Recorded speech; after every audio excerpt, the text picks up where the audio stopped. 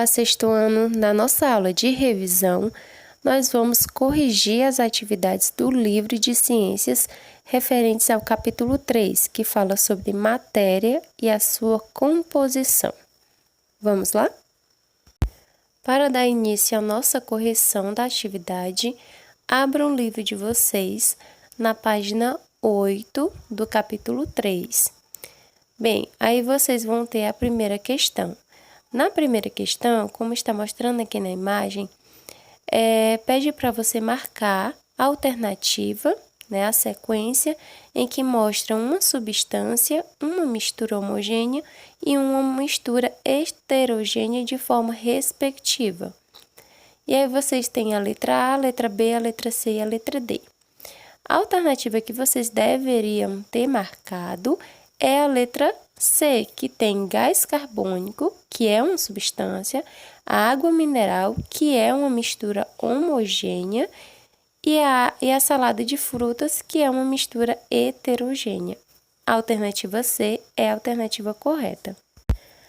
A segunda questão fala que a maior parte dos materiais que nós encontramos no nosso dia a dia são formados por mais de uma substância, o que vai formar aí as misturas, certo? E aí essa questão traz 4 imagens que vocês devem classificar como misturas homogêneas ou misturas heterogêneas, certo? Vamos lá. Na letra A, vocês têm aí uma sopa de vegetais. A sopa de vegetais, ela é considerada uma mistura heterogênea. Por quê? Porque é uma mistura que não é uniforme. Você consegue facilmente identificar os diferentes componentes dessa mistura. Por isso que a gente chama aí de mistura heterogênea, porque ela tem mais de uma fase. Ela não é uniforme, certo? Então, na letra A, vocês têm uma mistura heterogênea. Em suco de laranja peneirado, ou seja, o suco de laranja peneirado, ele é uma mistura homogênea, que apresenta somente uma fase. Você, só de olhar para o suco, você não consegue dizer quais são todos os componentes que estão presentes naquele suco. Por isso que a gente chama de mistura homogênea. Na letra C, vocês têm o cappuccino, que é um tipo de café, certo? O cappuccino, ele é uma mistura heterogênea, porque ele leva alguns ingredientes que eles não vão se dissolver ali no café, como o chocolate, por exemplo, ele fica sobre o café. E aí você consegue facilmente identificar várias fases nessa mistura. Por isso que a gente diz que o cappuccino é uma mistura heterogênea. E na letra D, vocês têm o protetor solar em creme. O protetor solar, é só vocês pegarem um pouquinho dele e colocarem na mão que vocês vão ver que ele é uma mistura homogênea, é uma mistura uniforme. Vocês não conseguem observar mais de uma fase nele, dizer quais são os componentes, só de olhar para o shampoo.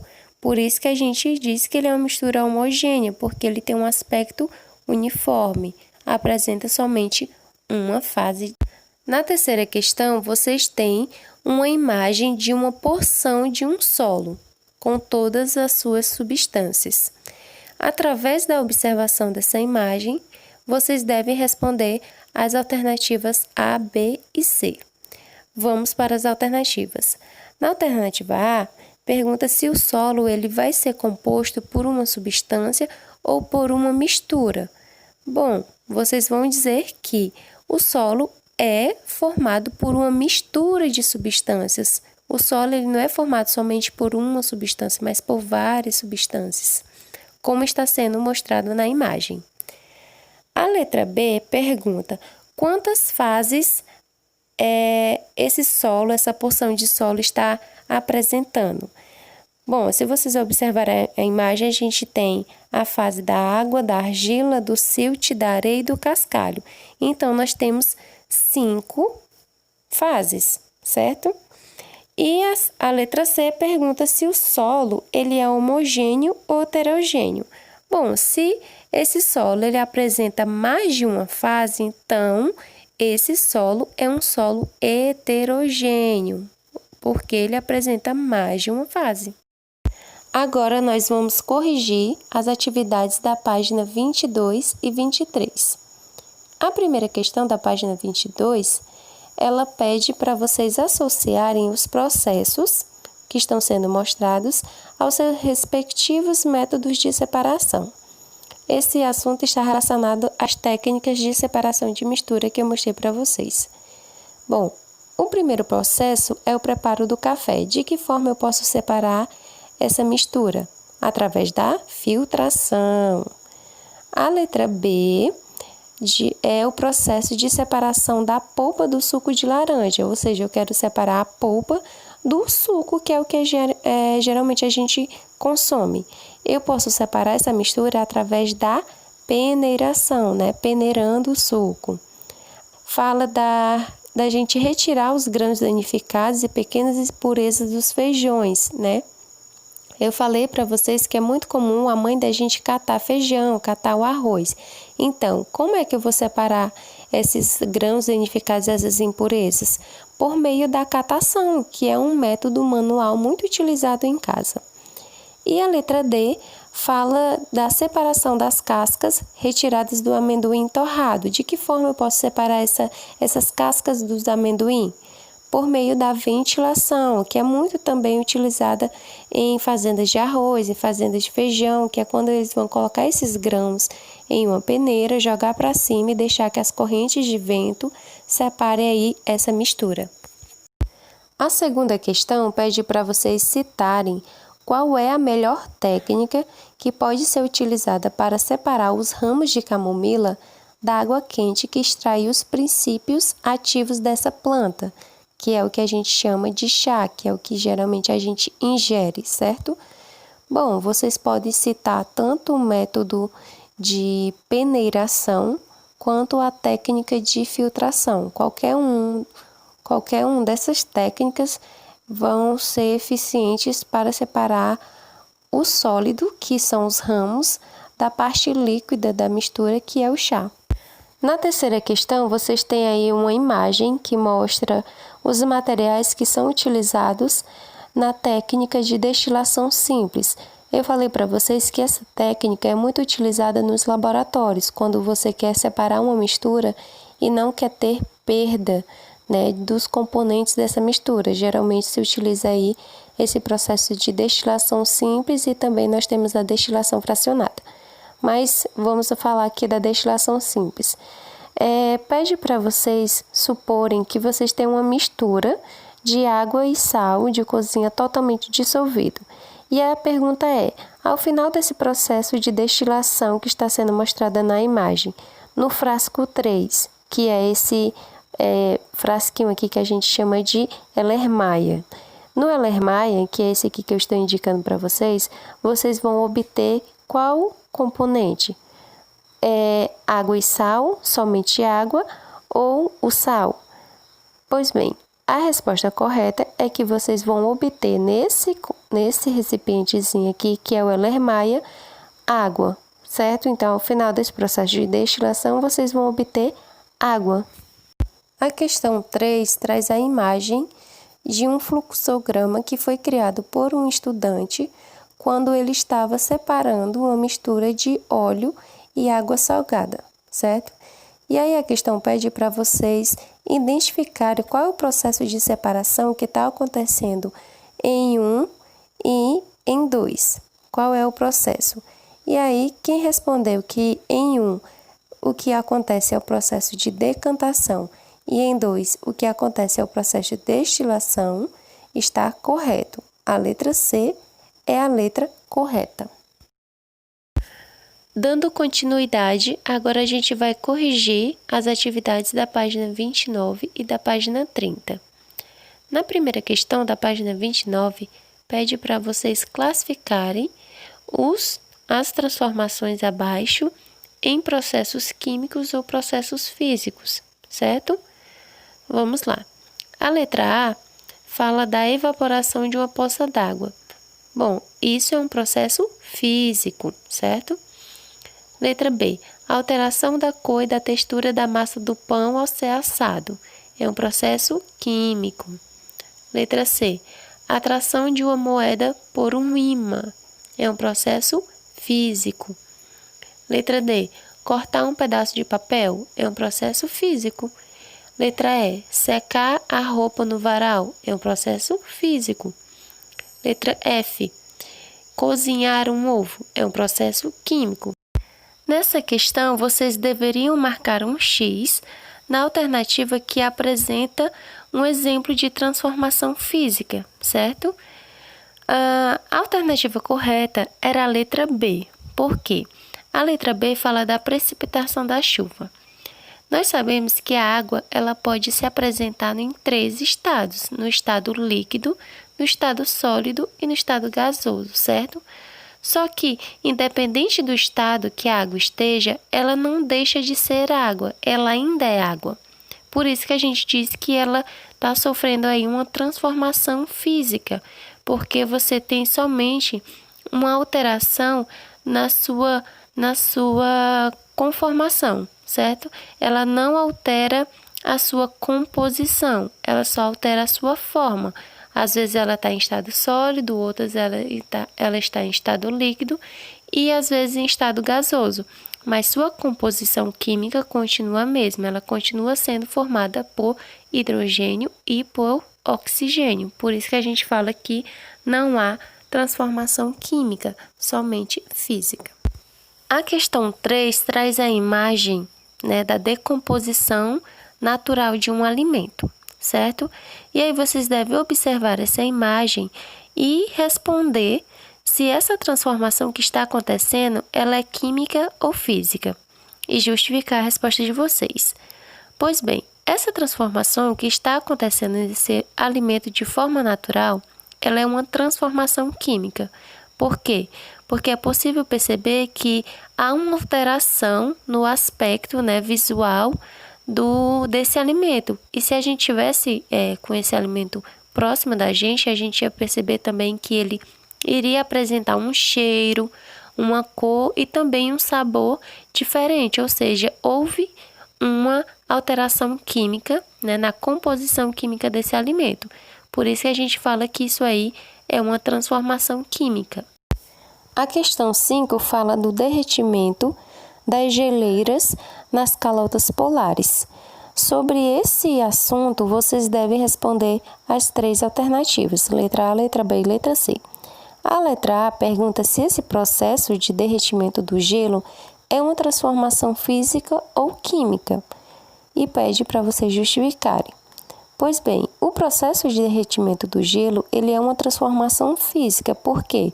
Porque a água, ela não muda a sua composição, mas apenas seu estado, porque ela está no estado sólido e da matéria e ela passa para um estado líquido, porque esse sólido, que é o gelo, ele vai derreter. Mas quimicamente a água ela não vai ser alterada, certo? A letra B pergunta em que estado da matéria a água vai se encontrar depois que esse gelo for derretido. Pois bem, o estado da matéria que a água vai se encontrar é no estado líquido. A letra C pede para vocês citarem exemplos do dia a dia de possíveis mudanças do estado físico da água, Vocês podem citar quando a água evapora das roupas que são colocadas no varal para secar, porque a água ela vai passar de um estado líquido para um estado de vapor. Aí você tem a mudança de estado físico. E também vocês podem citar o exemplo de quando a gente coloca a água no congelador, que ela vai passar do estado líquido para um estado sólido, porque essa água ela vai tender a criar cristais de gelo e ficar sólida. Agora a gente vai corrigir as atividades da página 32 até a página 33. Começando aí pela questão 2. Na questão 2, pede para vocês marcar um X na alternativa que apresenta a associação correta entre mistura e a sua classificação, certo? A alternativa correta aí vai ser a letra D, que diz que o leite com alto teor de gordura é uma mistura heterogênea. Sim, o leite com alto teor de gordura vai ser uma mistura heterogênea porque você vai ter aí a presença desse leite com essa gordura que vai poder ser observada. A terceira questão pede para vocês observarem os 3 frascos e associarem as afirmações abaixo. A letra A pergunta qual é o frasco que apresenta uma substância formada por um único elemento químico. Bom, esse frasco é o frasco 1. Percebam que ele é formado somente por bolinhas cinzas que representam um único elemento químico. A letra B pergunta qual é o frasco que apresenta uma substância que vai ser formada por dois elementos químicos. Observem que é o frasco 2, que vai ser aí formado por dois elementos químicos. E a letra C pergunta qual é o frasco que tem uma substância que vai ser formada por elementos químicos diferentes. Observe que é o frasco 3, porque você tem aí uma substância que vai ser formada por dois elementos químicos diferentes. Portanto, a sequência correta é 1, 2 e 3. A questão 4 pede para vocês observarem as duas misturas. A mistura 1 é água e sal de cozinha e a mistura 2 é água e açúcar. Nessas duas misturas, quem é o solvente? Vocês devem marcar aí quem é o solvente. Acertou quem marcou a letra D, dizendo que a água é o solvente. A água, gente, ela é o solvente universal, certo? A quinta questão vai falar sobre o petróleo refinado, que é um combustível fóssil de origem animal e vegetal, certo? E que a partir desse petróleo, a gente vai poder obter vários produtos do nosso dia a dia. Só que para que a gente possa obter esses produtos, é necessário que a gente separe, né, os componentes dessa mistura. E aí, para separar essa mistura, a gente precisa aplicar uma técnica. E a pergunta é, qual é o nome da técnica? Bem, respondeu corretamente quem marcou a alternativa C, que fala da destilação fracionada, certo? A destilação fracionada é uma técnica de separação de misturas muito utilizada de petróleo, certo? Para a gente obter aí os derivados do petróleo. Nessa questão, vocês devem observar quais são as misturas que estão em cada uma das alternativas e citar um método mais adequado, né, para separar cada uma dessas misturas. Vamos lá. Letra A, a mistura areia e água. Vocês podem citar a decantação ou a filtração como uma técnica de separação desses componentes. A letra B, sal de cozinha e água. Vocês podem utilizar para separar essa mistura a destilação simples. A mistura água e sal e areia. Vocês podem utilizar para separar essa mistura a filtração ou a decantação, certo? Na letra D, vocês têm a mistura óleo e água. Vocês podem utilizar nessa mistura também a técnica de decantação. Vocês vão conseguir aí separar essa mistura. E na letra E, vocês têm a mistura óleo, sal de cozinha e água. Para essa mistura, vocês podem utilizar a técnica de decantação também, para separar cada um desses componentes. Nessa questão, vocês devem marcar a alternativa que mostra um processo que pode ser utilizado para separar uma mistura homogênea do tipo sólido-líquido quando você quer obter somente o sólido. Bom, quem marcou a evaporação está corretíssimo. A evaporação ela é um tipo de processo que vai separar aí essa mistura homogênea, onde você quer somente obter o sólido, certo? Um exemplo é o que acontece aí nas salinas, como eu mostrei para vocês. Essa questão ela vai falar sobre os rins, que os rins eles são órgãos que filtram o sangue continuamente, né, buscando retirar do nosso sangue impurezas que possam prejudicar o funcionamento do nosso corpo de uma forma geral, né, do corpo, dos sistemas, dos órgãos. E, de acordo com as informações presentes nesse enunciado da questão, vocês devem julgar as afirmativas abaixo em verdadeiro ou falso. Vamos lá. A alternativa A fala que o sangue é uma mistura heterogênea. Correto. O sangue ele vai ser formado por substâncias, diferentes substâncias, e substâncias sólidas, substâncias líquidas também, certo? Então, essa alternativa é verdadeira. Na alternativa B, fala que o sangue é uma substância. Não, o sangue não é uma substância, ele é uma mistura. A gente acabou de ver que ele é uma mistura heterogênea. Então, a alternativa B é falsa. A alternativa C fala que os rins eles realizam o processo de filtração para separar as substâncias tóxicas do organismo. Verdadeiro. Isso é uma das principais funcionalidades do rim. Na letra D, fala que a hemodiálise é um processo de decantação das impurezas do sangue. Falso. A hemodiálise ela não é um processo de decantação, ela é um processo de filtração do sangue para retirada de substâncias tóxicas. Então, a sequência correta é VFVF. Nessa questão, vocês devem marcar um X nas alternativas que apresentam somente transformações químicas de materiais. Bom, as alternativas corretas é a letra A que fala do azedamento do leite, a letra C, que é o apodrecimento de uma fruta, e a letra D, que fala da queima de um fósforo. Em todos esses processos, a gente vai ter uma transformação química, né, da composição química desses materiais.